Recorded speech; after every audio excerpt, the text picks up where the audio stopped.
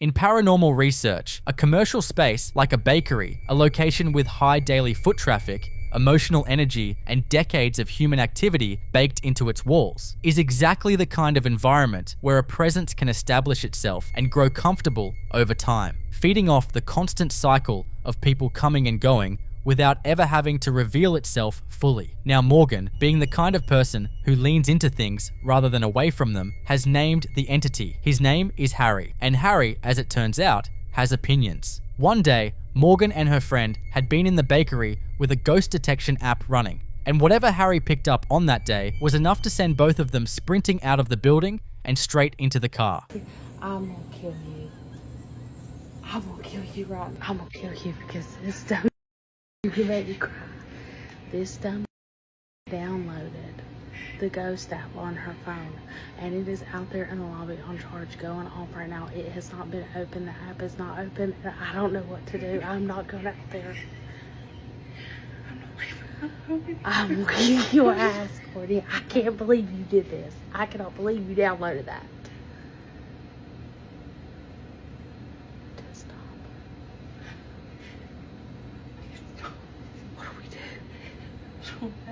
I don't. Where's your phone? Where's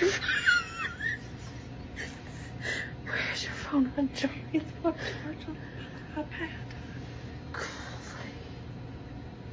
You want me to walk out there right now? Oh, God. Just hold on. I'm not ready. I'm not ready. Do y'all hear it beeping? God, I hope they can hear it beeping.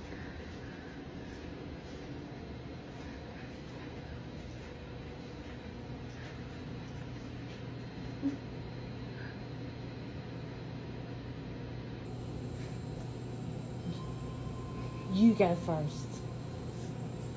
Good God Almighty.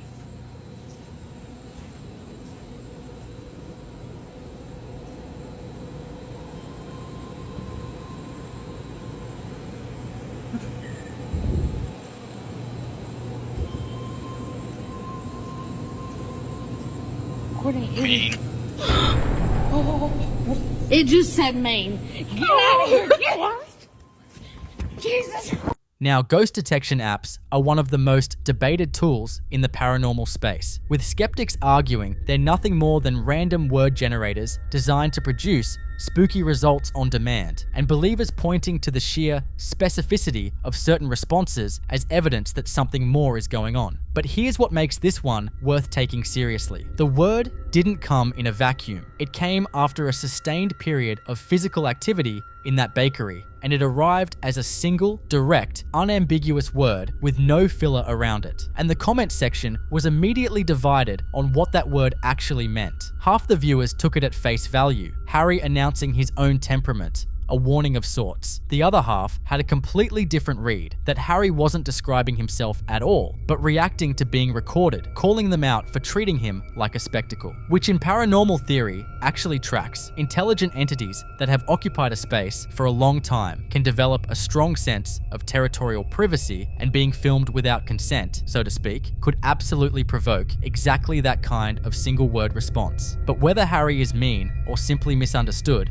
what Morgan captured next suggests he's been in that bakery long enough to feel completely at home in it, moving through the space with a familiarity that only comes from years of occupancy, and completely unbothered by the fact that the humans around him are starting to pay closer attention. In paranormal research, entities that remain in commercial spaces long term are often former owners, workers, or regular patrons, people so emotionally tied to a location in life that the idea of leaving it in death simply never took hold. Harry might have loved that bakery. He might still. And if that's the case, Morgan isn't dealing with something hostile. She's dealing with something that just refuses to close up shop. So look in front of the cold cake case and you see it coming and flying down from the air if you zoom it in. And then right after, you see that crazy orb like following, almost like it's going with the arrow, then flying away. Look at that orb.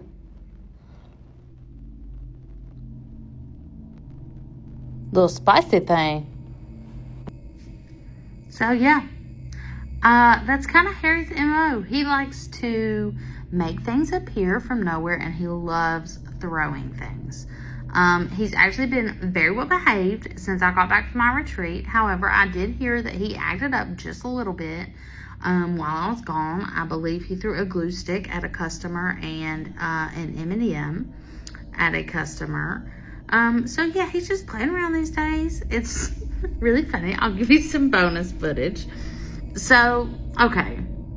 I am a really heavy sleeper. Like, I've told you this in past videos. When I go to sleep, I completely, could sleep through Hurricane Katrina, okay, and wouldn't wake up until rescue came. Like, that's how heavy of a sleeper I am. And so I came up with a solution because we have a whole PA system, okay? Like, we can have big bands play. So like our PA system is loud. I mean, we have subs, we have the whole 9 yards. So I was like, okay, our music plays during the day through a laptop that's connected to the soundboard upstairs. And I was like, okay, genius. instead of playing Spotify while I sleep, I'll go to alarmclock.com and set an alarm. And when the alarm goes off, it's going to shake the whole building because it's on the PA system. What a genius idea, right? I won't oversleep. So that's what I started doing. I picked a rooster. So when I go to sleep, I'll set the rooster for as loud as it'll go. I mean, it literally shakes the whole building, okay? Like, I can't oversleep anymore. It's perfect. Until Harry decided that he liked the rooster. So I no longer use the rooster because it would be randomly in the middle of the day and the rooster would start going off. Or randomly in the middle of the night, the rooster would start going off. So I got to the point where I'm like, okay, I'm gonna exit. I'm on alarmclock.com. I'm going to the queue, making sure there is no alarm set, no future alarm set, ever, ever, ever. It's not. I'm gonna exit off of the tab, and then I'm gonna close the internet browser completely. And okay, fine. Well, the rooster still continued going off. And one night it got so bad that, like, I would just be like, what in the world? Like, it would scare the crap out of me because not only, it's just so loud, it scares you. And then you realize a freaking ghost is doing it and you got to go upstairs to turn it off, which is like the scariest place in the building. So great. Well, one night it would not stop going off. And so I went up there, I made sure everything was cleared off, but it was weird because it will show you all the past. Like, it keeps a history of the queue of alarms that were set. And it was set for like 303, 323, 333, 343, on threes, like repeatedly, and had done it every night of the week. And I was like, okay, okay. So I cleared the queue, I made sure, and we no longer use the alarm. And the other night, I had to go somewhere. And we had one car at the bakery, me and Courtney. And I said, Courtney, are you sure you don't want to ride with me? Because you're not going to want to be here if he does something and not have a car. I swear to you, not even 2 minutes after I got out the door, she calls me. She says, hell no, screw this. She's walking to the apartment. Harry set the rooster off. So I'm just going to insert this clip of her running out the door while the rooster's going off, just so you can hear how intense it is.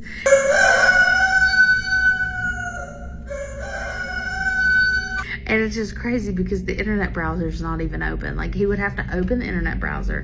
He'd have to type in alarmclock.com and set the alarm because it doesn't, like, it's not open. And it's so funny because she just left. She left it running. She wasn't going upstairs to turn it off. And by the time I got back and I picked her up so we could go back, I fully expected the rooster to still be going off because it doesn't stop. Like, it keeps going. It'll go for hours if you don't turn it off. It was off. It wasn't on. And alarmclock.com wasn't open.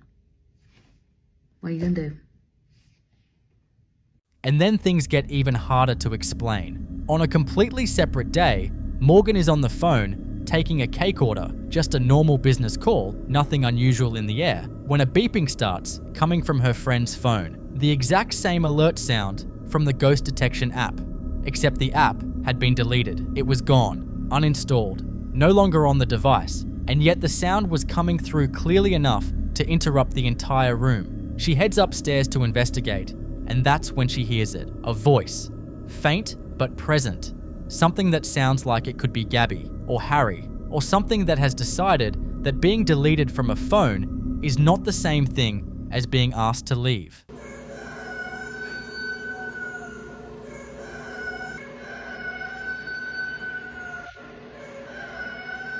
I don't know if you guys can hear that.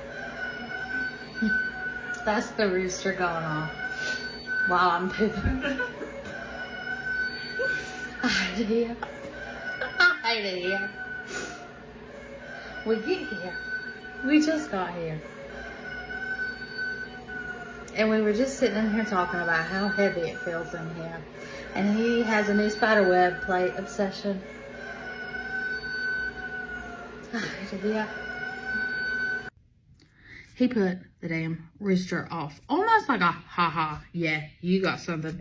So anyway, I'm gonna be brave. Okay, I'm getting off the toilet. He's not messing with my day. He's not messing with my day today. I'll insert footage here.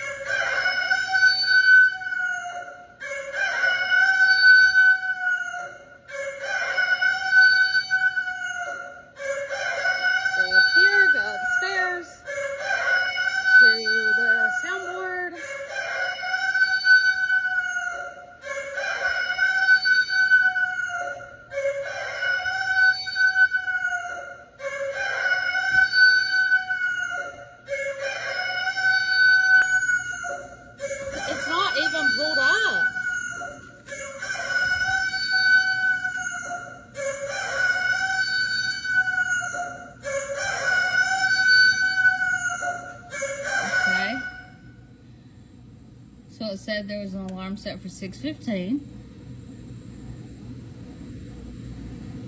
And then it had all these alarms set. I have not recently used this. I have not used this alarm system in months. So you guys are my witness, and I'm going to sit here and exit every single one of these off. There's no alarm sets for the future. None. I'm going to go up here. I'm going to exit this tab. And that exited it off. I'm going to open this back up.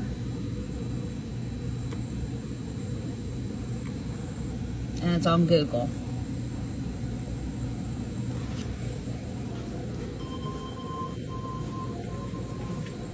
Bye.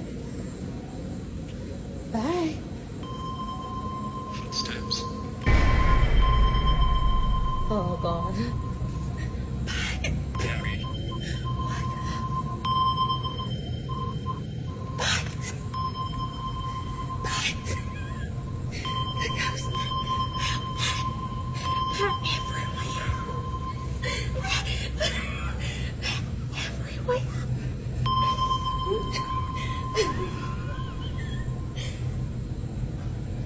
Somebody go home.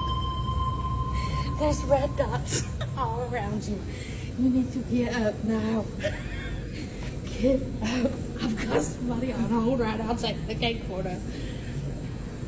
So I don't know if you guys noticed this, but the second I walk up there, it says footsteps, like it hears me coming. And then there's just red dots everywhere, which means there's a really strong presence or something. And I was like, Courtney, wake up. Wake up. So then I'm like, oh God, like I've got somebody on hold. And so I'm like, Courtney, like just record it, see what happens, and let me finish taking this cake order. I'll insert this footage. What did he just say? I was down there taking the cake order and I heard beep, beep. And I was like, excuse me, ma'am, I have to put you on hold. He's been talking and saying all kinds of words. You're gonna have to go back and look, but I gotta finish taking this cake order. You gotta get up. You gotta come downstairs now.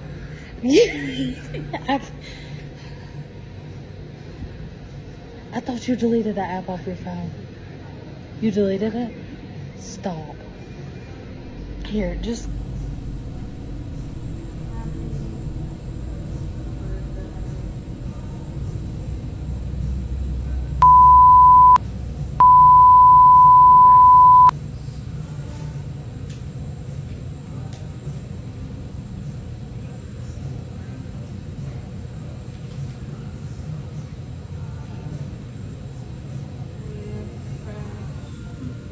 Okay, so you're just giving us free reign here.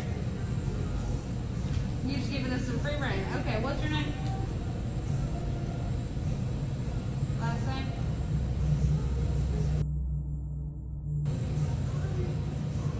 Okay, and what's your phone number?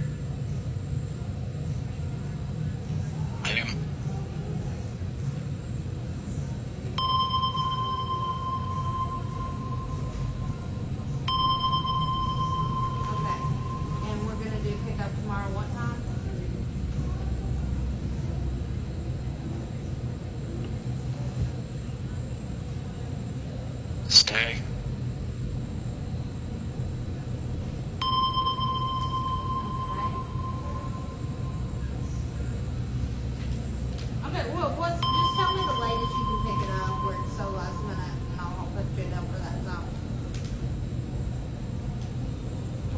down for 5:30 because we close at 6, okay?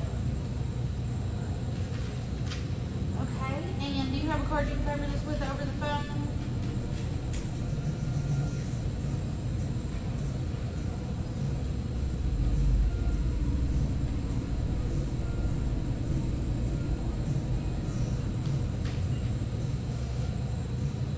In paranormal research, entities that are capable of producing sound through devices that are powered off, disconnected, or in this case, completely uninstalled, are operating at a level of energy that goes well beyond basic environmental manipulation. It suggests a presence that has genuinely embedded itself into the space and possibly into the people within it, deeply enough that removing an app is about as effective as closing a window to keep the wind out. Harry, or whatever is in that bakery, is not going anywhere. So what do you think? Is this a former soul who loved that bakery too much to ever walk away from it? Or has Morgan been charmed into a false sense of comfort by something that is a lot less friendly than it's letting on? In the following video, a Ring security camera in a seemingly quiet residential neighborhood captures a sequence of events that has left the homeowner, Adam Gibson, in a state of genuine distress. For weeks, Adam had been noticing peculiar movement on his property, fleeting shapes caught in his peripheral vision, and the sound of footsteps when no one else was outside. Initially, he attempted to brush these occurrences off as local wildlife or simple visual tricks, but the frequency began to form a pattern that made him feel as though he was being watched. His suspicions were finally validated when he reviewed his camera's archive. The footage focuses on Adam's driveway during the late hours of the night. Take a look.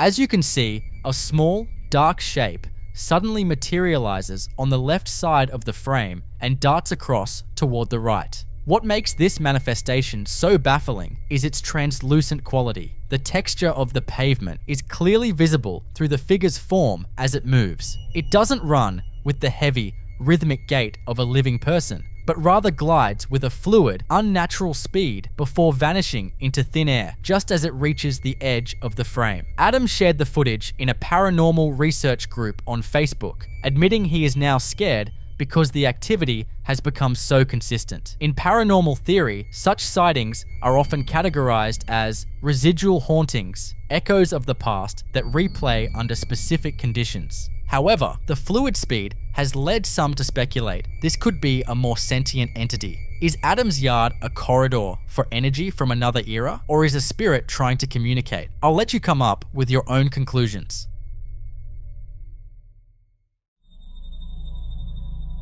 In the next video, a resident named Jorge Luis captures a sequence that blurs the line between a nightmare and a physical manifestation. Jorge explains that while he has experienced vivid dreams before, this night felt as if something were physically present in the room. He didn't wake up with a clear memory, but his surveillance footage revealed an anomaly that has left him terrified.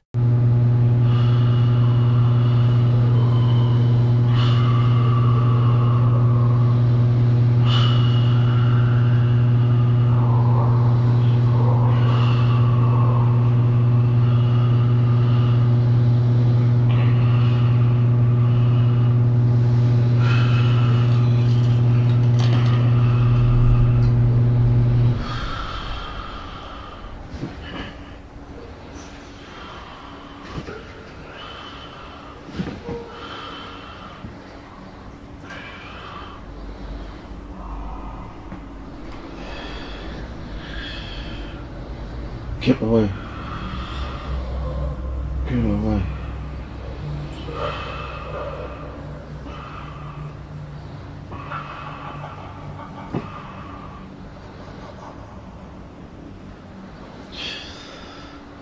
Get away from me.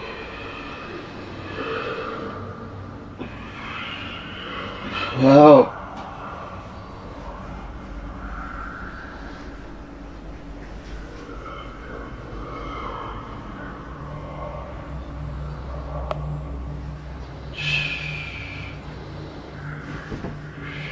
He's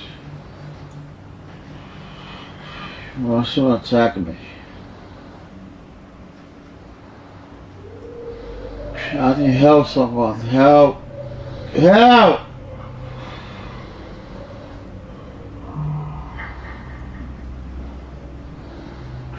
I'm trapped.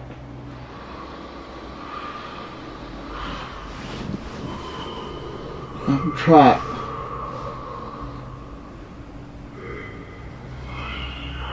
I need out.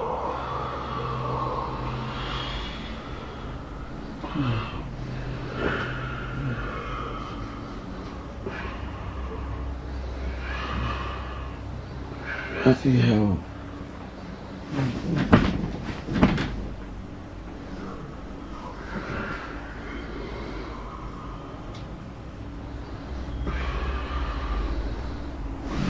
Be her hostage. Oh.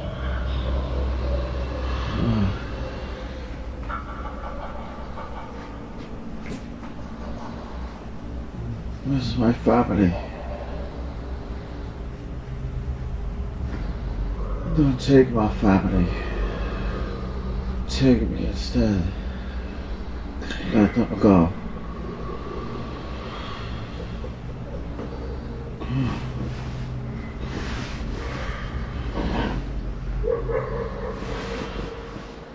At the start of the recording, pay close attention to the cross hanging above his bed. In a move that defies logic, the cross slowly rotates until it is completely upside down. This is a sign often cited in paranormal theory as a mocking presence. As Jorge tosses and turns, a dark, shadowy mass begins to coalesce in the corner, far denser than any natural shadow. The most heart-wrenching part of this footage is the audio. Amidst the silence, strange, disembodied whispers fill the room. Caught in the grip of a night terror, Jorge begins to plead for his life, audibly crying out, "Somebody help me, I need help," as if he is being physically overwhelmed. Jorge shared this footage with his followers, admitting that going back through the recording made him feel that something was actually there. The way the environment reacts to his distress, particularly the manipulation of the cross and the chilling vocal captures, suggests an entity that was feeding off his vulnerable state. In the field of paranormal research, this type of activity is often linked to shadow people or night hag phenomena, where an entity doesn't just haunt a space, but actively targets a person's subconscious. Theory suggests these beings act as psychic vampires, provoking extreme terror and pleas for help because they consume the raw emotional energy released during a state of sleep paralysis. Skeptics might look for strings, but the silent rotation of the cross, paired with those desperate pleas,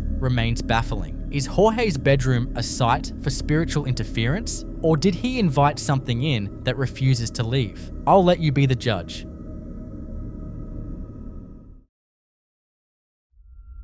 In this next clip, we witness a chilling occurrence captured by a young man who was simply trying to enjoy a quiet night at home. While watching a scary video on his computer, he began to notice something that was far more frightening than anything on his screen. His bedroom curtains were moving entirely on their own. Jorge explains that he immediately checked for any logical explanations, but the fans in the room were turned off and there was no discernible draft. But that's not all that happened. Driven by a mix of fear and a need for answers, Jorge finally decided to look outside his window to see if a prowler was responsible for the disturbance. But what he captured on the street below was far more unsettling than a person. So I'm just chilling in my room. The fans are on. When I was just watching this scary ass video, shadow figure just standing outside, like on the street, and just moved. I have no idea where my curtains are moving. Like, see, none of them were moving. Let's go a peek outside. Looks like there. That's a street lamp, but what is that underneath it? Cause that wasn't there 10 minutes ago, so I have no idea right now. In the shadows cast by a flickering street lamp, a dark, stationary figure can be seen standing perfectly still. Jorge notes that this mysterious silhouette was not there just 10 minutes prior, and it seems to watch the house with an eerie, unblinking intensity. In paranormal theory, this is often described as a watcher. These entities are frequently reported in conjunction with physical disturbances like moving objects or curtains, suggesting they are capable of manifesting enough kinetic energy to interact with the environment from a distance. Whether this was a physical intruder or something far more spectral, the stillness of that figure on the street is enough to make anyone lock their doors. So what do you think? Was Jorge being hunted by a literal shadow, or was this a series of terrifying coincidences?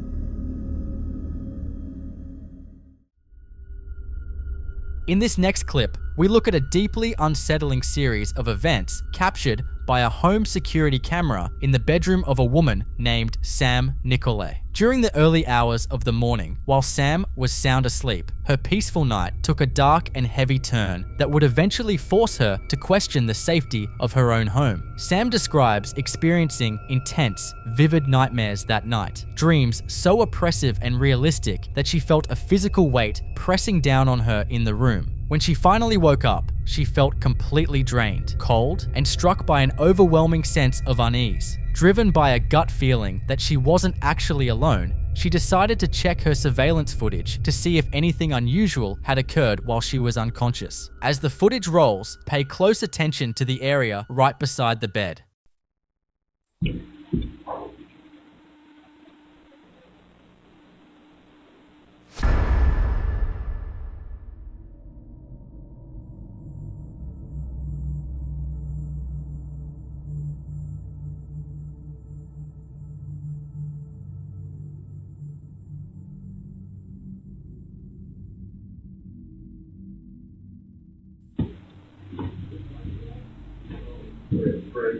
A dark, human-shaped shadow can be seen moving with chilling intent. This isn't just a faint trick of the light or a reflection from a passing car. The figure is remarkably dense, standing out clearly against the bed sheets and furniture. The atmosphere in the video feels immediately charged as the entity continues to linger, seemingly watching her while she is in her most vulnerable state.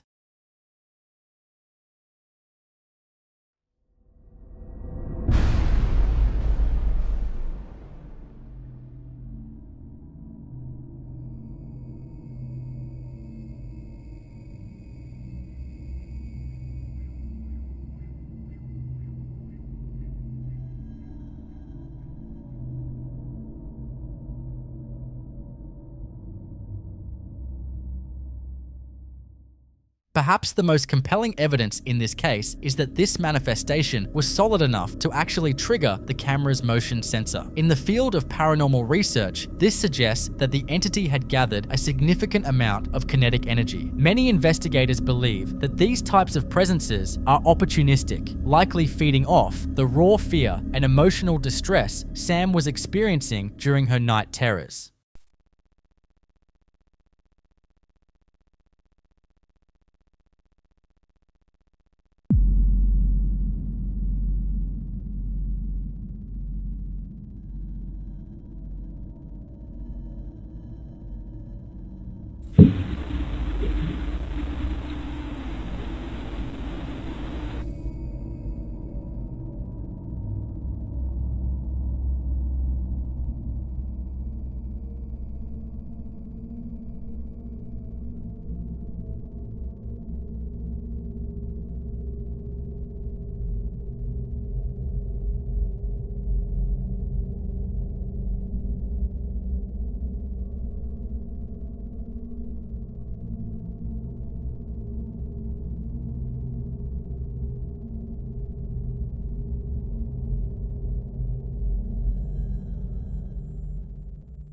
On a completely different night, the same terrifying pattern repeated itself. A nightmarish dream followed by a disturbing discovery on the DVR. If you look closely at the background of this third clip, you can see the shadow manifest once more, gliding silently through the room as if it has made itself a permanent, unwanted resident. Many in the paranormal community believe these figures are shadow people. These are often described as interdimensional beings or ancient spirits that thrive in high-stress, emotional environments. They are frequently reported by people suffering from sleep paralysis, leading to the theory that they don't just watch us, they actively provoke terror to sustain their physical form. Whether this was a lingering spirit tied to the property or something more predatory that attached itself to Sam, the sight of a dark figure looming over a sleeping person is the ultimate violation of peace. Was Sam being targeted by an intelligent, malevolent presence, or was this a physical manifestation of her own deep-seated fears? I'll let you come up with your own conclusions.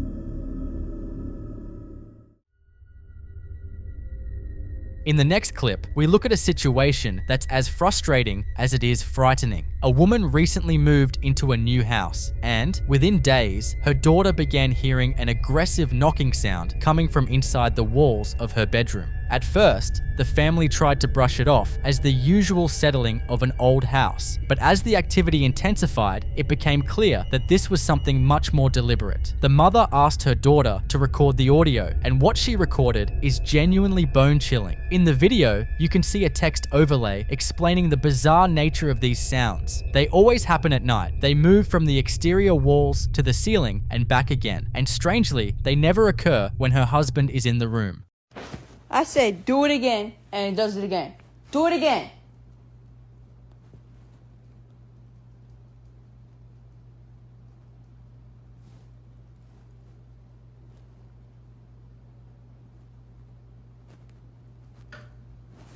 What the?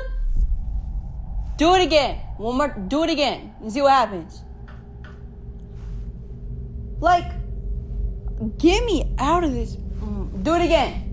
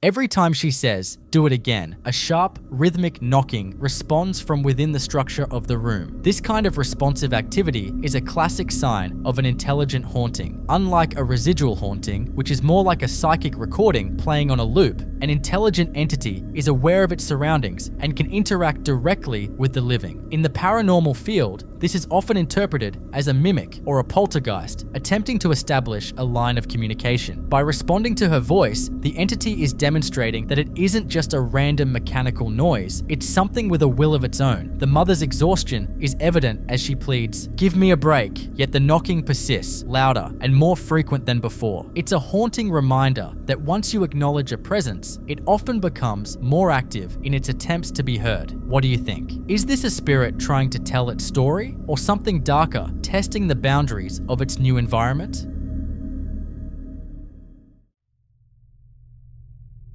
This next one is a bizarre piece of footage recorded on a phone camera that challenges our understanding of physical boundaries. The scene was captured late on the night after Good Friday in a bedroom bathed in purple light. According to the mother who shared the clip, her daughter witnessed a massive gathering of what she described as thousands of creatures, shapeshifters, and glowing figures walking toward a massive snowbank. This bank of snow is roughly 30 feet high, with absolutely no road or passage behind it. Yet, as the figures reached the bank, they appeared to vanish into thin air. Take a look.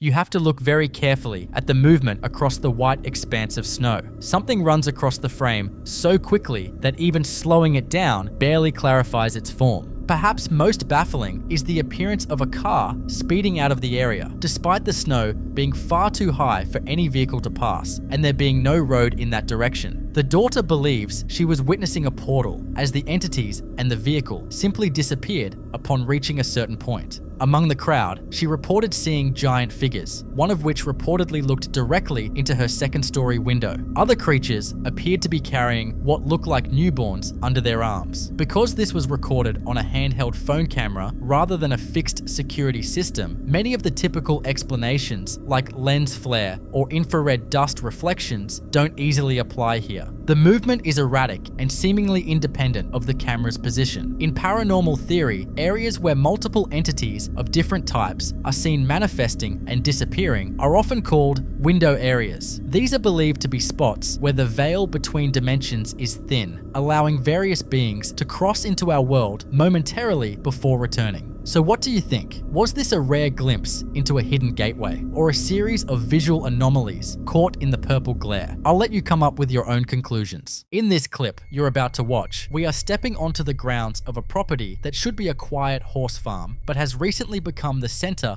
of a series of unexplainable environmental anomalies. This footage comes from a creator known as My Little Equine, whose TikTok feed is normally a peaceful sanctuary for horse lovers. However, she's recently been forced to document a disturbing shift in the atmosphere of her family's compound, a shift that began with the most sensitive residents of the farm. The first red flag comes from the behavior of her dog, Josie. In the world of paranormal research, animals are often considered intuitive barometers because they possess a sensory range that far exceeds our own, especially when it comes to detecting fluctuations in electromagnetic fields. In this first piece of evidence, Josie is captured in a state of high alert that reportedly lasted for hours.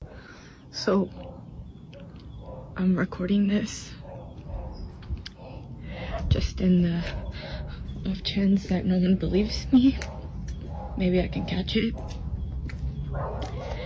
And by the way, I have a freaking cemetery in my front yard, which probably doesn't help my cause, but I was just inside. I'm by myself with my dog.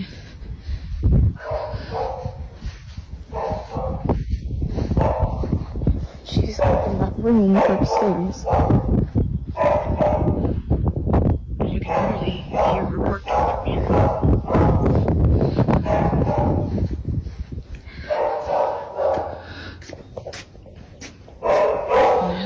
Freaked out.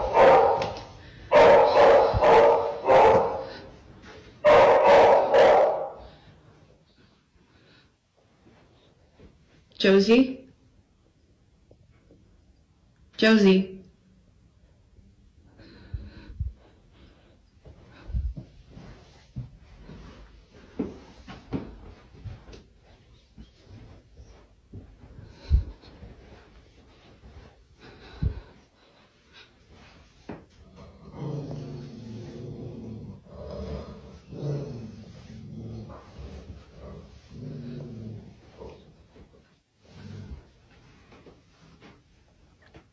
Yeah, she's just been staring at that, and then she started barking, and she growled, and when she growled, I kind of like booked it.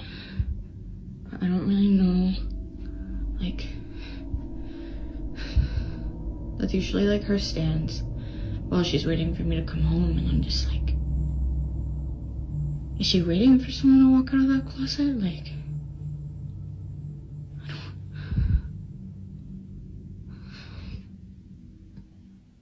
As you can see, Josie isn't just barking at a random noise or a passing critter. She is locked onto a specific closet, growling and pacing with a level of intensity that suggests a physical threat is lurking just behind the door. The creator eventually worked up the nerve to check the closet herself, and while that footage isn't shown here, she confirmed that it was completely empty. No intruders, no pests, just a void that her dog refused to ignore. When a dog growls at an empty space for an extended period, it suggests a localized, persistent presence that is actively radiating an energy the animal finds threatening. There's a private family cemetery located right on the grounds that hold her own grandparents. While a private burial ground is a deeply personal and sacred space, in the world of the supernatural, these sites can act as permanent anchors for spiritual energy. She believes the weird things she's been noticing are directly tied to the presence of this cemetery. This leads us into the second and arguably more bizarre development on the property. In April 2025, a group of cows from a neighboring area began to show up at the compound every single day, and their behavior was anything but routine. See, this is what I'm talking about. They literally just come and hang out here all the time now. It's a newer development.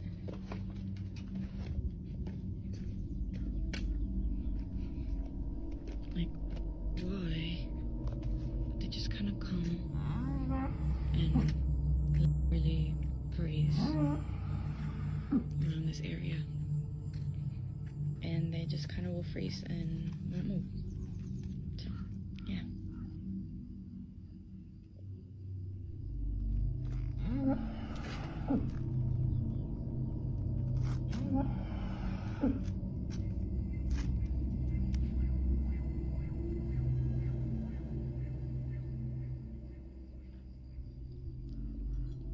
What's up?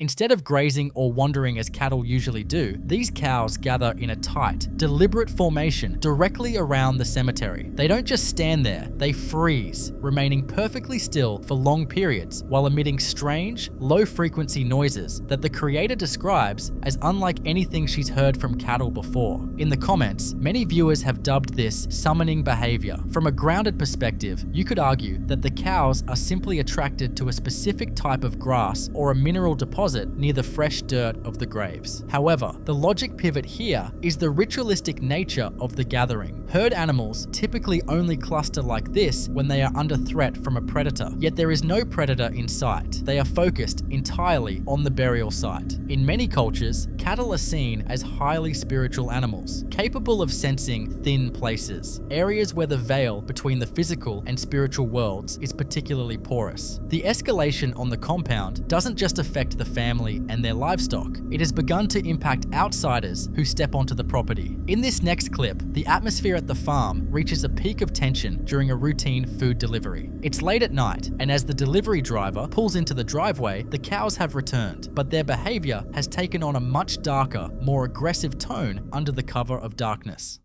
Yep. Oh my god.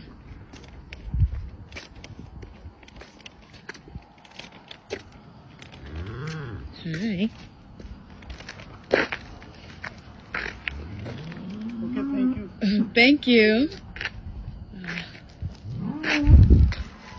See, this is what I'm talking about. Every freaking night, like even at night, they even come and hang out here, and they just like stand and like.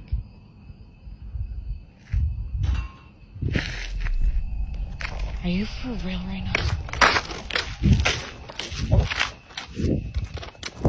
The cows are once again gathered in a perfect, eerie circle around the family cemetery. But this time, they aren't just standing in a frozen vigil, they are emitting guttural, distorted vocalizations that sound nothing like a typical herd. The delivery driver was so scared by the sight and the sound of the animals that he was too terrified to walk back to his car alone, forcing the creator to walk with him to ensure he made it out safely. Skeptics often claim that livestock might huddle together for warmth or safety, but animal behaviorists who weighed in on the footage noted that cows simply do not sound like this. The frequency of the moaning is unnaturally low and rhythmic. In paranormal theory, this is often described as infrasound manipulation. Some believe that high-intensity hauntings or thin places can generate low-frequency waves that physically affect the vocal cords of animals, causing them to emit sounds that are completely outside their natural range. This leads us into the fourth piece of evidence, where the activity seems to have moved from the interior of the house directly to the source of the unrest. Earlier, we saw Josie obsessed with a closet inside the home, but as the summoning behavior of the cows continued at the grave sites, Josie's focus shifted.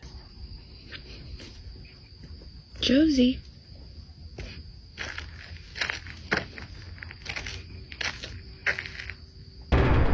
Josie, what's going on?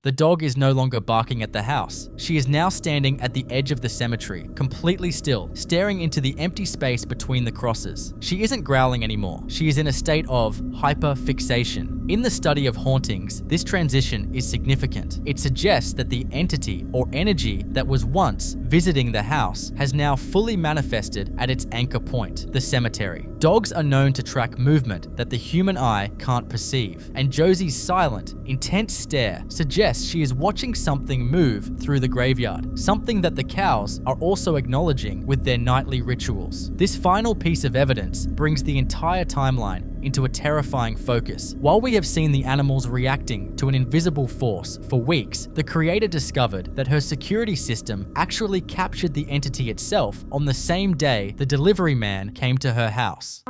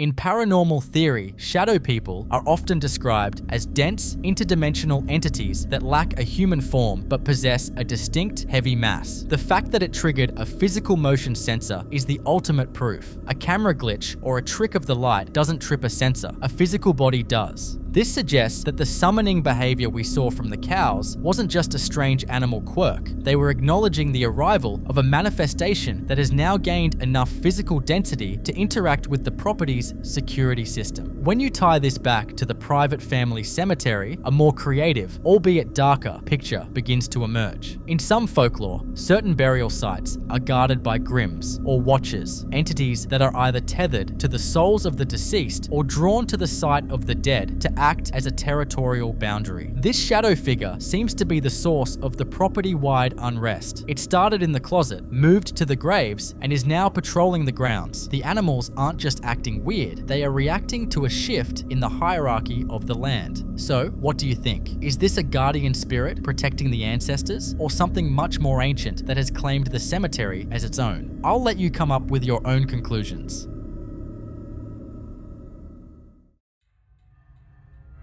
In this next clip, we witness what happens when a subtle haunting rapidly escalates into a full-blown, violent infestation. Most people set up indoor security cameras to give themselves a little peace of mind while they're away from home. But for homeowner Troy Legault, those cameras ended up capturing the exact opposite of peace. The timeline of the activity in this house is what makes it so deeply unsettling. It shows a clear progression of an entity testing its boundaries and gaining strength. This first clip begins with a false sense of security, showing the dining room while the house is completely empty. Out of nowhere, the ceiling fan suddenly turns itself on, spinning with incredible speed before abruptly stopping. If you watch the light attached to the fan, it actually switches on and off exactly as the blades come to a halt, which is a massive red flag for a deliberate manipulation of the electrical current. What is going on in my house when I'm not home?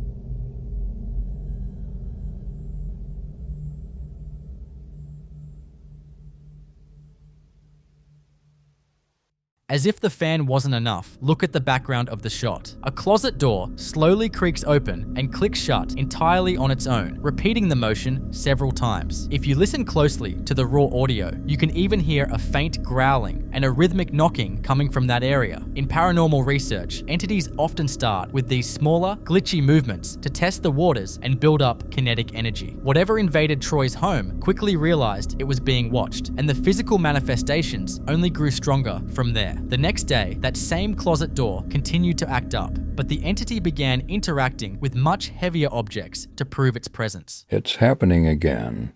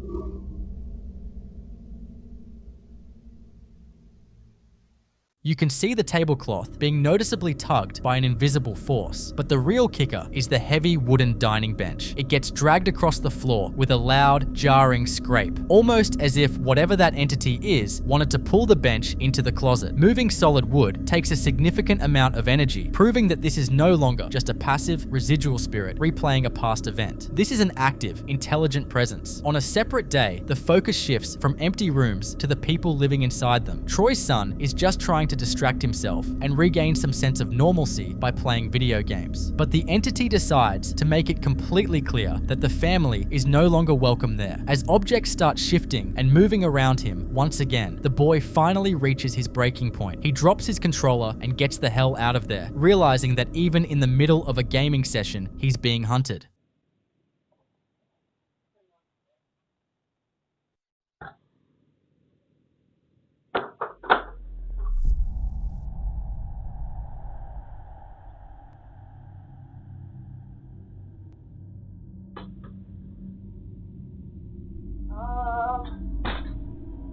Daddy?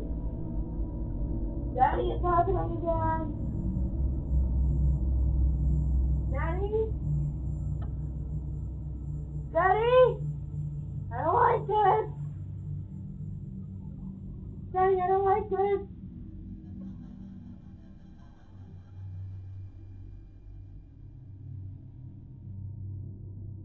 Daddy?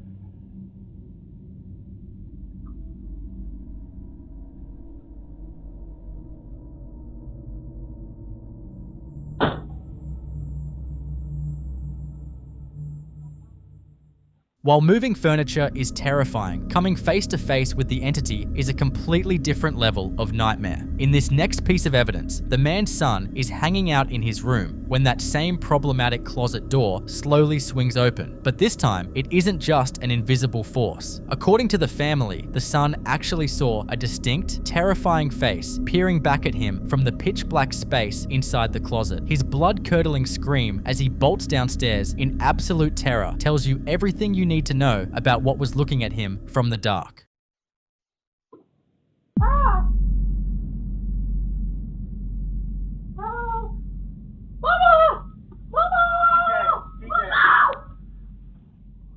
At this point, the house is an absolute powder keg. When you look at this specific pattern of escalation, it raises a terrifying question. What exactly is living in this home? Activity that starts with electrical interference and subtle movements before rapidly evolving into throwing heavy furniture usually points to a poltergeist. Poltergeists are notoriously noisy and destructive, often feeding off the raw emotional energy and stress of the people living in the home, especially teenagers, who act like a biological battery for the activity. However, there is a logic pivot here that points to something much more sinister. Manifesting a physical face to intentionally terrify a child is a deeply predatory behavior. Many investigators would look at this timeline and classify it as a demonic infestation rather than a simple haunting. These dark entities systematically break down a family's psychological state. They start by making you question your sanity with moving objects, exhaust you with fear, and then finally reveal themselves to feed off the resulting peak terror. Is this a chaotic poltergeist feeding off the stress of the household? Or has Troy Legault's home become a site of an active, intelligent, demonic infestation? I'll let you come up with your own conclusions. In the following video, we head to Duval County, Florida, where a resident named Eric Battle captures an encounter that feels less like a run-in with local wildlife and more like a scene from a supernatural thriller. Eric had stepped off his porch late at night to check on his chickens after a long day of work. For weeks leading up to this night, he had been plagued by unsettling anomalies, fleeting shadows darting just out of sight, and the unmistakable sound of footsteps crunching on gravel when he knew for a fact he was alone. Initially, he attempted to brush these occurrences off as his mind playing tricks or perhaps a stray animal. But the frequency began to form a pattern that felt less like a coincidence and more like a deliberate, focused escalation. What he captures on this day is an auditory manifestation that defies every logical law of nature. Listen carefully. Yo, I just walked off the porch and I came out here to check on the chickens. I just heard, first off, I heard my name. Second off, it sounded like somebody was saying, help me. Hold on.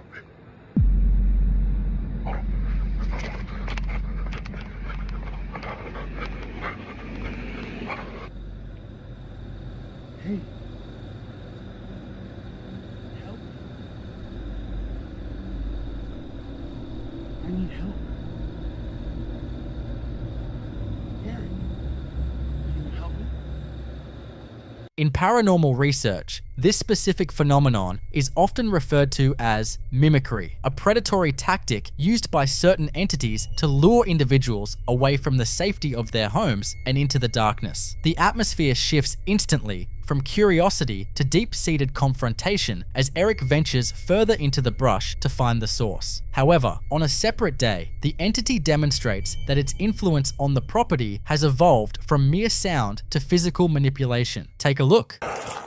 And so we keep this stuff like this locked.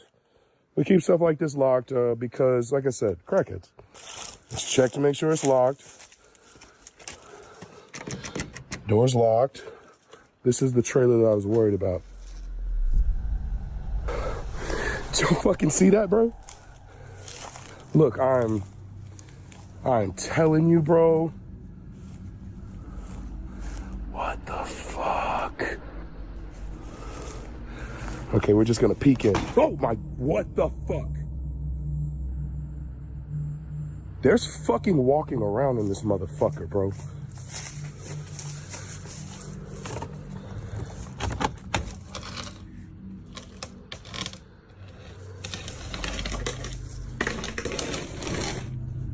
Hello? Guess we're gonna have to climb in this motherfucker.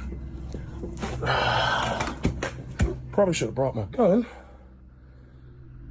Hello?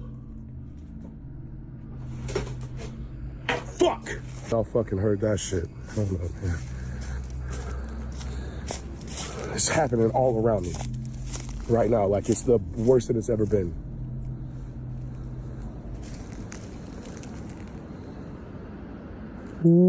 The mimicry goes from a voice pleading for help in a tone eerily similar to Eric's own to a true escalation when physical objects begin to move. As he investigates an abandoned trailer on his land, the interior looks like it has been violently ransacked. You can also hear metal bangs against metal and heavy items sliding across the floor, despite the doors being locked from the outside and no visible entry point for a human or a large animal. Some viewers theorize this could be a skinwalker or flesh pedestrian, beings known for replicating human speech and possessing enough kinetic strength to manipulate the physical world at will. So, what do you think? Is a physical intruder toying with Eric Battle, or has a sentient manifestation from the shadows of Duval County decided to claim the property as its own? I'll let you come up with your own conclusions.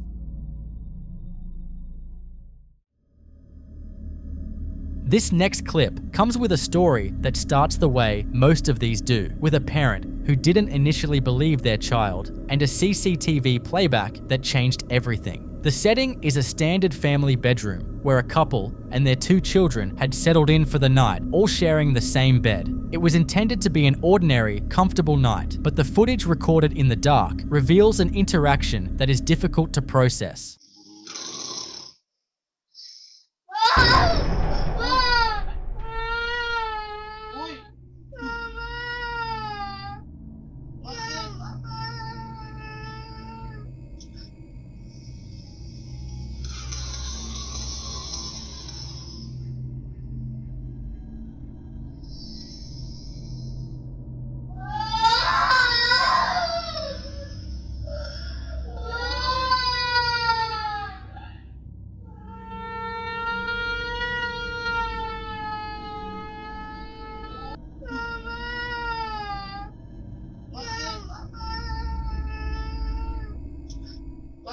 Something pulls at the blanket first, creating a distinct tension before the entity targets the young boy's leg. You can see the exact moment the physical contact occurs. The child's body reacts instinctively, his leg bending as if gripped by an invisible hand. His subsequent cry wakes his mother, who, in a state of sleep-induced confusion, assumes she had simply moved the blanket herself. She reassured him it was nothing, and the boy went back to sleep, believing her. It was only when she reviewed the security footage the following morning that she saw what her son already knew. Something had been in that bed with them, and it wasn't a family member. What makes this particular manifestation so unsettling is the deliberate targeting. In a room full of sleeping adults, the presence went specifically for the child. In many paranormal traditions, children are believed to be significantly more vulnerable to physical interaction. Their energy is often described as more accessible and open compared to adults, who have spent years building psychological walls. The mother expressed a desperate hope that the event was isolated, but an entity confident enough to manifest in a crowded bed is rarely easily discouraged. To provide context for the aftermath, the family's reaction moved swiftly from disbelief to spiritual defense. After seeing the footage of their son being physically grabbed, they refused to wait for a second occurrence. They sought immediate intervention, leading to a sobering scene of the family gathering as a priest leads them in prayer to cleanse the home.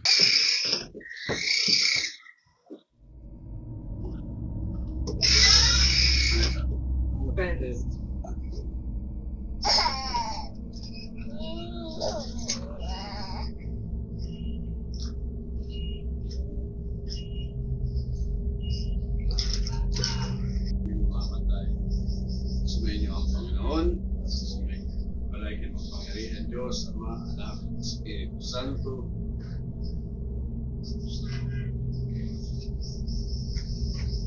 So, ano, kagabi lang nangyari yan? Isang araw ko madaling araw. May CCTV ba? There is something deeply human about this shift, from an ordinary night to needing a spiritual authority to feel safe enough to close their eyes. In many cultures, particularly within traditions across Southeast Asia, the response to a haunting isn't an investigation, it's a direct spiritual rebuke. The belief is that certain manifestations can only be addressed and driven out through religious authority. Whether the prayers were successful or the bedroom remained quiet after the priest left, the family hasn't confirmed. However, the fact that they felt the need to perform an exorcism after just one night speaks volumes about the terror captured on that camera. If you caught an unseen force grabbing your child on camera, would you rely on logic to explain it away? Or would you be the first to call for outside help?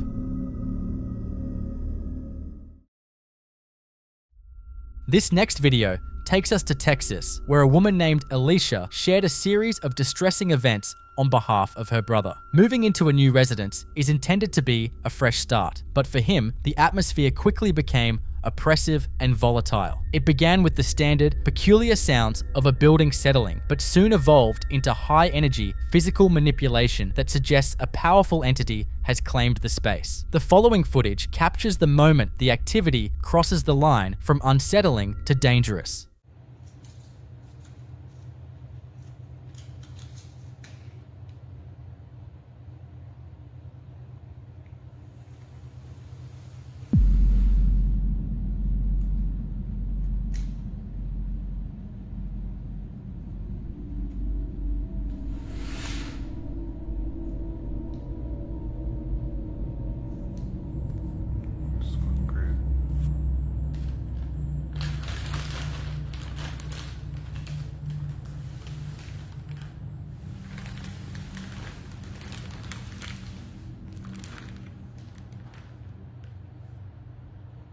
What we see here is a manifestation of significant kinetic energy. A heavy wooden dresser is shoved across the floor, and more bafflingly, the entire bed is jolted with enough force to slide it away from the wall. If you look closely at the mattress, there appear to be localized indentations, as if an invisible weight is pressing down or stepping across the surface. This suggests that whatever is in the room possesses a physical presence or a unique way to exert mass onto our environment. In paranormal research, this is often categorized as a high-level poltergeist, where an anomaly gathers enough ambient energy to move large, heavy objects. The entity's aggression didn't stop with simple movement. Following that particularly violent night, the room was left in a state of total disarray, with belongings scattered as if a physical intruder had ransacked the place. To provide context for the escalation, the brother recorded himself returning to the room to attempt to clean up the wreckage, though the atmosphere remained heavy and charged. Take a look.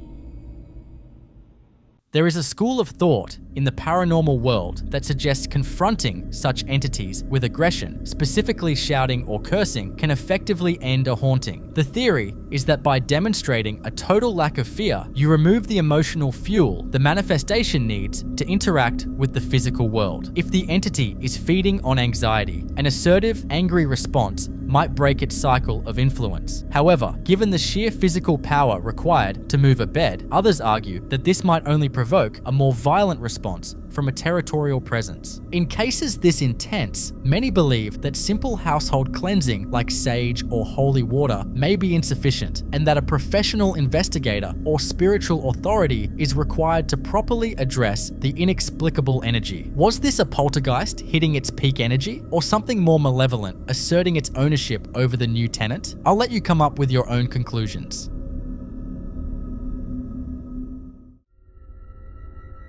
In the next clip, we are introduced to the home of Alexis Lakica, a man whose daily routine recently took a sharp turn into the paranormal. Most hauntings begin with subtle hints, a cold spot here, a faint whisper there, but the activity in this household skipped the formalities and went straight for the psychological jugular. After hearing a persistent rhythmic tapping on his window, Alexis pulls back the curtains only to find his yard entirely desolate. Moments later, his front door handle rattles violently as if something is desperately trying to gain entry, yet the porch remains completely empty.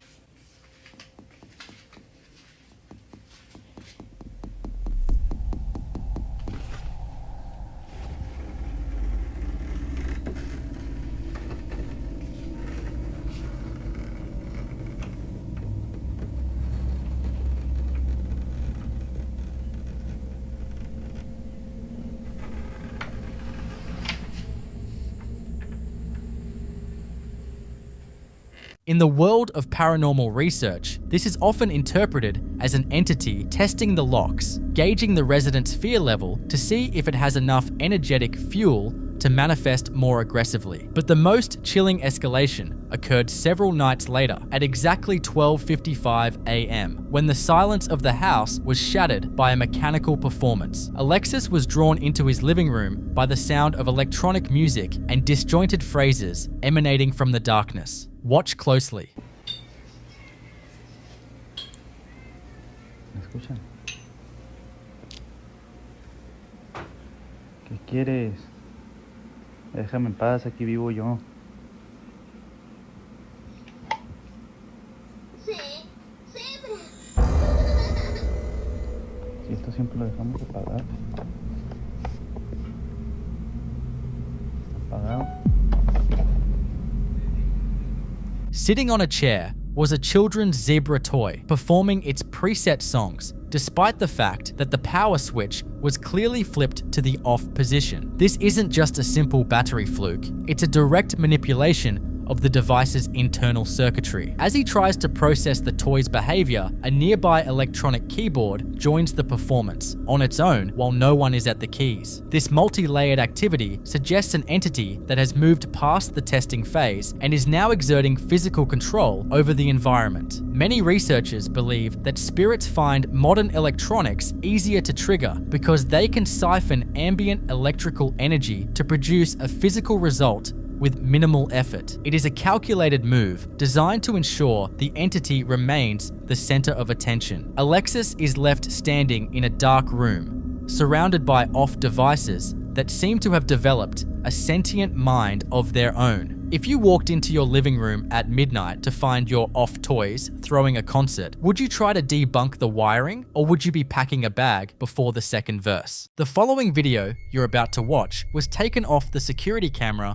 of a daycare, and what happens on this day was a visceral display of a child's instinctive fear that has since left the staff questioning the safety of their space. Children are often dismissed for having overactive imaginations, but the reaction of the young boy in this footage suggests he was responding to a very real threat. As he plays alone in the back room, he suddenly bolts toward the main area, his screams indicating a level of terror that goes beyond a simple jump scare. His guardian immediately rushes in to find the source of the disturbance, but the room appears empty. While she's there, the entity makes its presence undeniably known in the area where the kids are playing.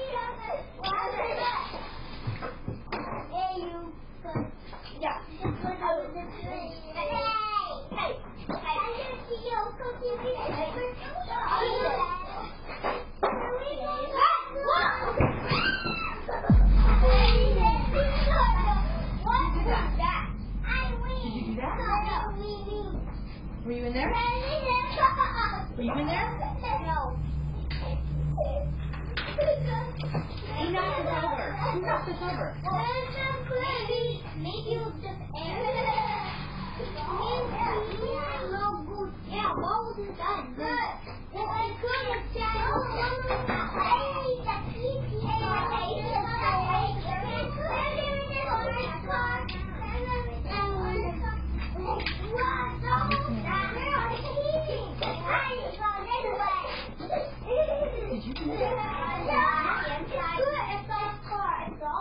While the adult is searching for an intruder, a heavy plastic playhouse is violently flipped over by an unseen force. This requires significant kinetic mass, far beyond what a simple draft or unbalanced toy could achieve. But the most unsettling detail is what many viewers, and eventually the staff, spotted upon reviewing the playback. If you look closely at the white door frame, just as the boy flees, you can see dark, finger-like appendages briefly gripping the top of the trim. It appears as though something was literally hanging over the doorway, watching the child escape. It's a chilling reminder that sometimes the things children fear aren't just in their heads, they are actually waiting in the shadows. Seeking an explanation for this aggressive outburst, the Guardian returned to the now abandoned room to investigate a potential catalyst for the activity. Hoping to understand why the little boy was so terrified to even glance at the door, she highlights a specific piece of furniture that many paranormal researchers often warn against as a high-risk object. In the corner of the room sits a child-sized vanity with mirrors positioned in such a way that they directly face one another. I wanted to quickly show you exactly what it was that was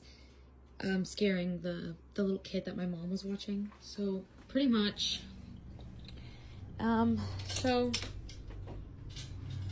firstly we have the house, and obviously you guys saw that it fell, but the other thing I wanted to point out was that it's pretty hefty, so it really doesn't make any sense that it would just fall on its own like that.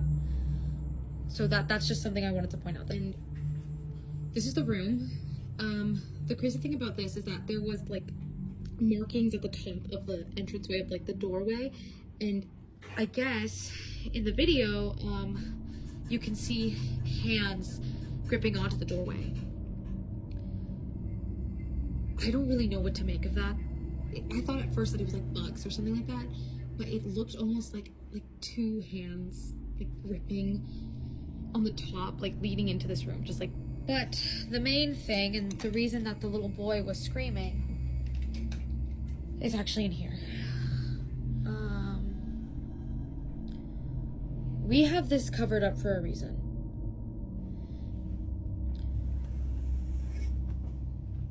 Apparently, the little boy told my mom that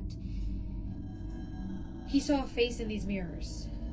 We already found someone who's going to take it off our hands and pick it up off Facebook Marketplace, but we have been keeping this room off limits. The boy claimed to have seen a face manifesting within the glass, a detail that aligns perfectly with long-standing occult folklore regarding infinity mirrors. In many spiritual traditions, placing mirrors in this exact position, where two mirrors are facing themselves, is believed to create a spiritual corridor or a portal, essentially thinning the veil between our world and the next. The infinite reflection is thought to act as a bridge, allowing entities from the periphery to step into our physical reality. Because of this, the daycare has declared the room off limits, but the physical violence we witnessed with the playhouse suggests that simply keeping the door shut might not be enough to contain what came through. Once a portal is established, the energy tends to anchor itself to the space. It's a sobering look at how a simple decorative choice might have invited an unwanted guest into a place meant for play. Recognizing that the situation was escalating, the staff made the difficult decision to remove the suspected source of the energy from the premises entirely. In an effort to restore peace to the daycare, they listed the vanity on Facebook Marketplace, being fully transparent with potential buyers about the strange history attached to the piece. That we're going to keep the room closed off from the kiddos for now so they can play in the rest of the space. We actually are going to go ahead and get rid of the vanity. We put it on Facebook Marketplace. Obviously we told them like, hey, like, we think that this is responsible for some weird haunting stuff. They said they were fine with it, so I don't know. This is closed off for now, so the kids are just gonna stay here and not there anymore until we get this figured out. Despite the warnings, an urgent buyer came forward, claiming to be unbothered by the reported hauntings. This decision to offload the object highlights a common dilemma in paranormal cases. Does removing an anchored object truly end the activity, or does the entity remain attached to the location itself? The issue might be with the room's layout, rather than the vanity, as the environmental thinness created by the mirrors might persist even after they are gone. For now, the room remains gated and empty, a silent zone in a building that should be filled with laughter. The daycare staff is hopeful that once the vanity is hauled away, the hand at the top of the door frame and the shifting shadows will go with it. But as any seasoned investigator will tell you, some doors, once opened, are notoriously difficult to close, especially when they have been welcomed by a configuration that invites the unknown. While the staff waited for the buyer to arrive, the daycare remained in a state of high alert. The vanity was still positioned in the back room, serving as a silent, reflecting observer of the growing tension. However, any hopes that the entity would remain passive until the piece was removed were quickly shattered. In the following sequence, the security camera captures an event that defies the mechanical reality of the building.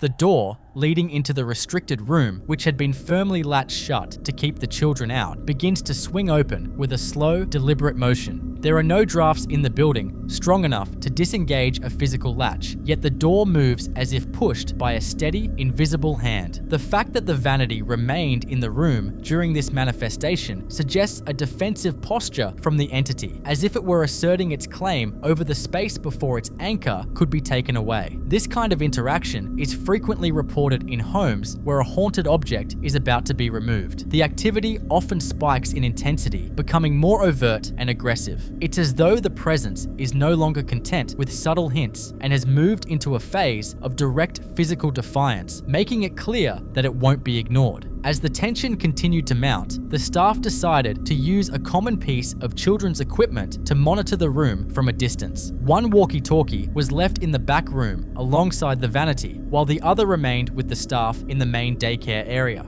It was a simple experiment, but the results were anything but expected.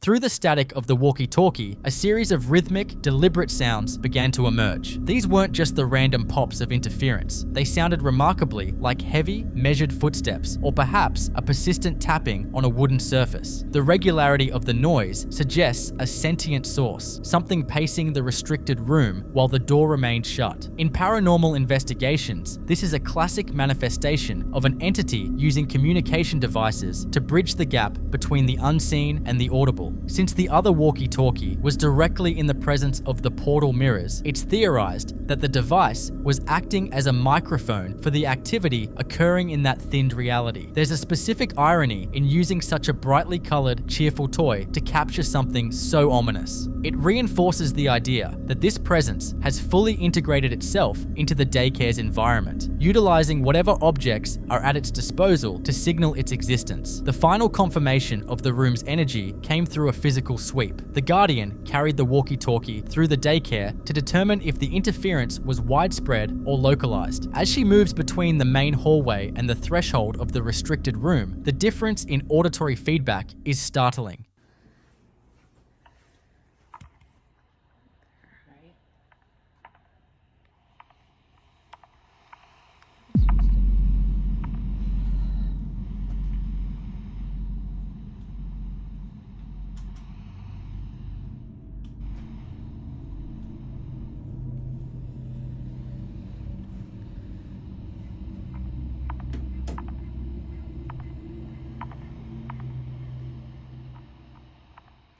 Outside the room, the device is relatively quiet, but the second she steps into the space containing the vanity, the walkie-talkie erupts into a frantic, rhythmic clicking. It sounds remarkably like a Geiger counter hitting a radioactive hot zone. When she retreats, the noise vanishes. When she enters, it returns with aggressive speed. This localization is the definitive hallmark of an anchored haunting. It confirms that the entity's influence is tethered specifically to that square footage. Some commenters have suggested that the vanity didn't just bring the energy, it acted as the lightning rod that allowed it to strike. The daycare has since moved the furniture and had the space cleansed, hoping that removing the portal would finally break the entity's grip on the building. Whether the daycare is truly quiet now remains to be seen, but the physical evidence captured across these 6 clips tells a story of an uninvited guest that was very much at home. So, what do you think? Is the room finally empty, or did the vanity simply leave behind a permanent hole in the veil? I'll let you come up with your own conclusions. In this next clip, a routine night of monitoring a sleeping child turns into a parent's worst nightmare. Many families use nursery cameras for peace of mind, but for this household, the technology captured a physical interaction that defies a rational explanation. As the child sleeps soundly in their crib, pay close attention to the white charging cord and controller hanging off the edge of the nearby furniture.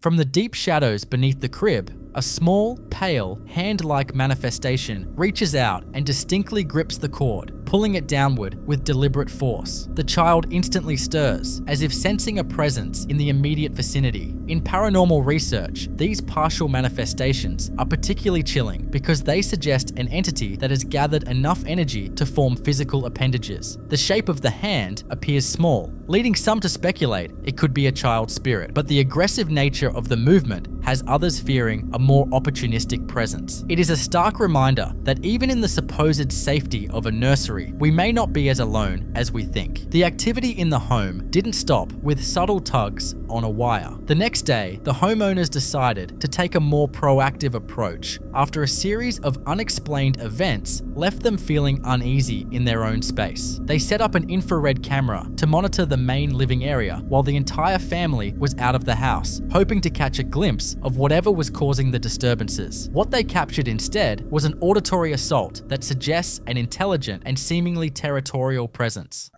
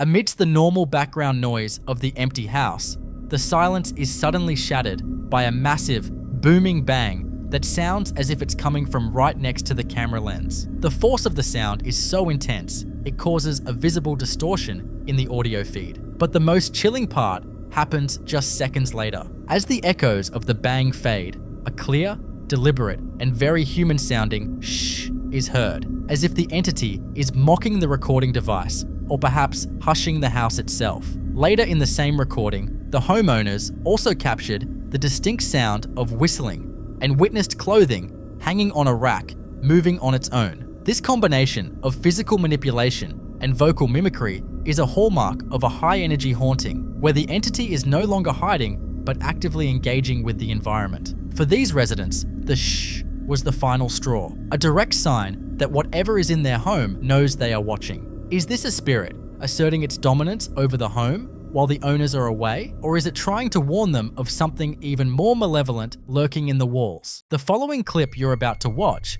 was captured by a family who believe that their house is haunted, and honestly, after seeing this, it's hard to blame them. After weeks of things going bump in the night, they decided to set up an infrared camera to see what was happening in the living room while they were out. They probably expected a door to drift or a shadow to pass by, but what they got instead was a full-on auditory assault.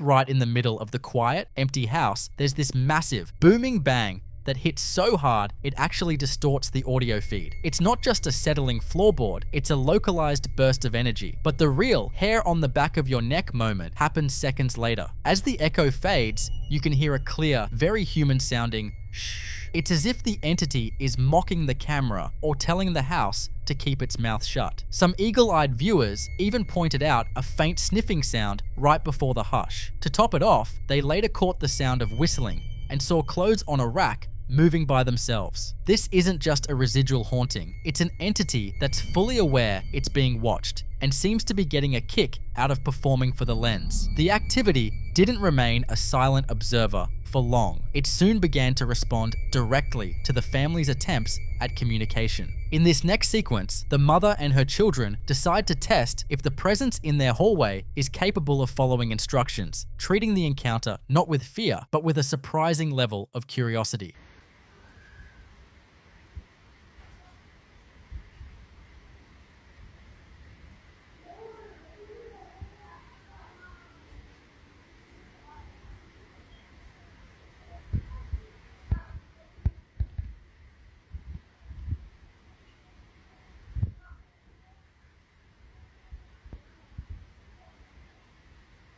Close the door.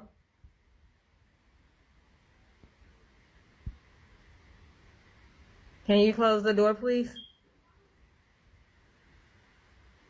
What the fuck?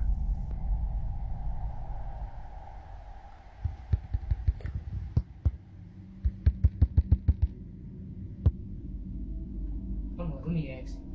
Open the door if you need help. What the? You do? Oh my! It opened it wide as shit. Oh my god! Close the door if you need I help. swear to God, I put it on. Oh my! What is it doing? What the? Bro, no! Yes, I knew. Yes, I knew. Elgin, Daniel, please. do you see it? Elgin, No. can you please? It's closed all the way, bro. It's closed all the way. you- Open it all the way if you need help. This place haunted. Oh my god. Close the door if you need help. Close the door. I'm getting scared. Oh, I'm getting so scared. I'm gonna cry, Quit bro. moving. Standing in the living room, they ask the entity to open the door if it needs help. Almost instantly, the heavy door at the end of the hall swings wide with a slow, purposeful motion. The interaction becomes even more startling when they ask it to close the door. The door doesn't just drift shut, it is pushed with enough force to fully engage the latch. You can clearly hear the mechanical click as the door locks back into place, a feat that would be impossible for a simple draft or a shifting foundation to accomplish. This level of precision indicates an intelligent entity with the ability to manipulate hardware and respond to verbal cues in real time. The family is left standing in a house where the doors act as a medium for dialogue, confirming that the shh from the previous night was just the beginning of a much more interactive haunting. It seems the entity isn't just living in the house, it's listening to every word they say. As the activity within the house intensified, the family began to suspect that the disturbances were not limited to the interior walls. Driven by the sound of inexplicable noises echoing from the darkness of their property, the father decided to extend his surveillance to the backyard, hoping to identify a natural cause for the unrest. What he discovered was a new, bizarre layer of the anomaly, one that seemed to possess a more organic, yet entirely unnatural form. Listen carefully and watch out for the orbs.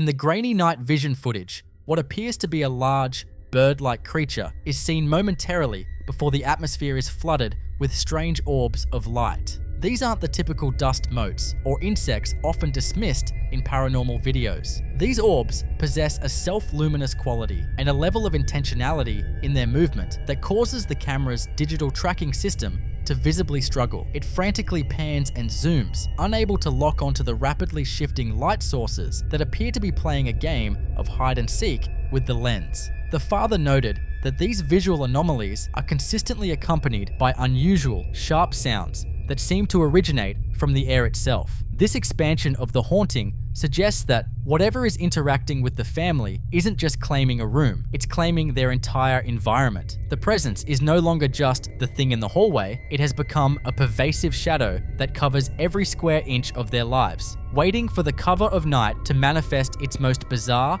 and evasive forms. Throughout the documentation of these events, viewers consistently offered the same piece of advice: move. For most, the logical solution to a haunted house is to simply leave it behind and start fresh. Taking this suggestion to heart, the family uprooted their lives and settled into a completely different residence, hoping to find the peace that had been stolen from them in their previous home. However, in this next sequence, the true, terrifying nature of their situation is finally revealed. At exactly 3:00 a.m., in the absolute silence of their brand new home, the familiar sounds of the unknown returned with a vengeance.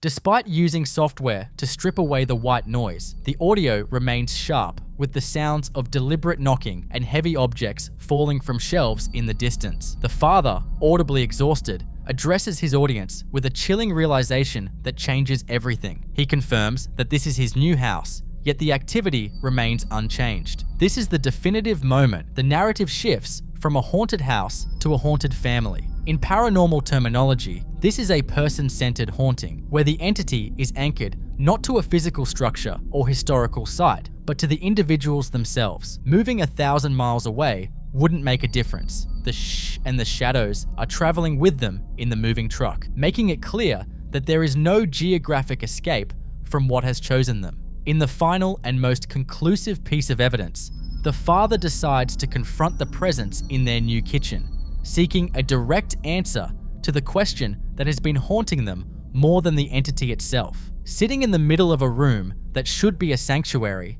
he begins a verbal dialogue, asking the entity to manifest a sound on command. Hello?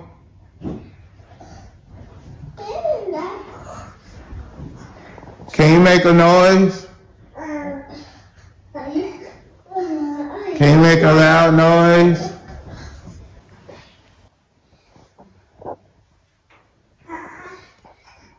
Is this your old house?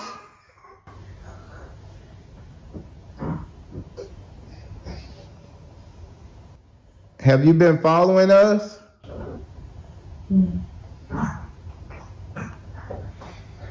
I can hear you. Are you in the kitchen?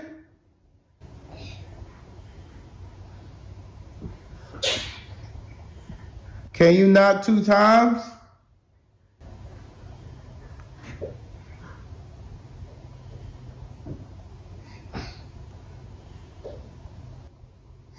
I only hear one knock.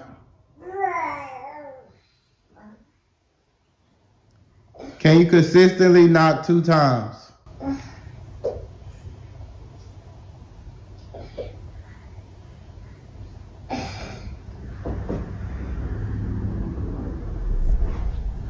What is your name?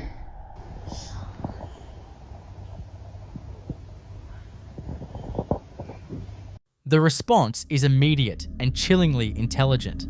Perhaps the most disturbing moment comes when he asks the entity directly if it followed them from their old house.